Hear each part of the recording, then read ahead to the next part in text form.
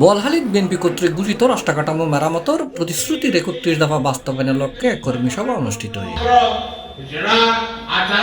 জানুয়ারি ৭ তারিখ মঙ্গলবার বিকালে উপজেলা শ্রমিক দলের উদ্যোগে এককান কমিউনিটি সেন্টারে উপজেলা শ্রমিক দলের সহসভাপতি সাইদুল আলম লিটনের সভাপতিত্বে অনুষ্ঠিত সভাত প্রধান অতিথি হিসেবে উপস্থিত আছেন উপজেলা শ্রমিক দলের সভাপতি মোহাম্মদ সেলিম। এডে প্রধান বক্তা আছেন উপজেলা শ্রমিক দলের সাধারণ সম্পাদক মীর মোহাম্মদ ইলিয়াস। হাজার হাজার মোজার কামড়কে এই শরীর শেখ হাসিনার মামলা হামলা থেকে আমরা রেহাই পাইনি। আপনারা আমার মতো আপনারা অনেক দুঃখী, অনেক কষ্ট করেছে।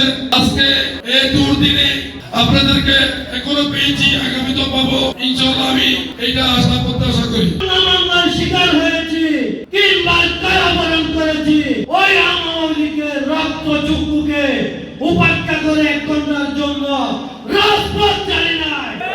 এই শিক্ষা আমাদেরকে দিয়েছে ৮ আসনের প্রিয় অভিভাবক এবং বোয়ালখালী উপজেলা বিএনপির আহ্বায়ক জনাব পিসাব চৌধুরী।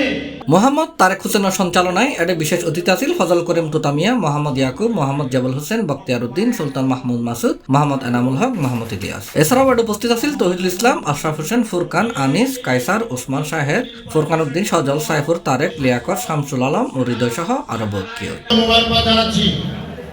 এবং আমি বেশি কিছু বলবো না। দেশের যে অবস্থা চলতেছে, সালাম গ্রহণ করবেন। আসসালামু আলাইকুম ওয়া রাহমাতুল্লাহ। আমি পৌরসভা ছাত্রদের নেতা তামিম সর্বোচ্চ চেষ্টা করে যাব ইনশাআল্লাহ।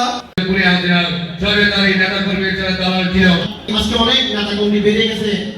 আর উপস্থিত আছেন মীর ইলিয়াস ভাই, আমাদের খালাদা জিয়ার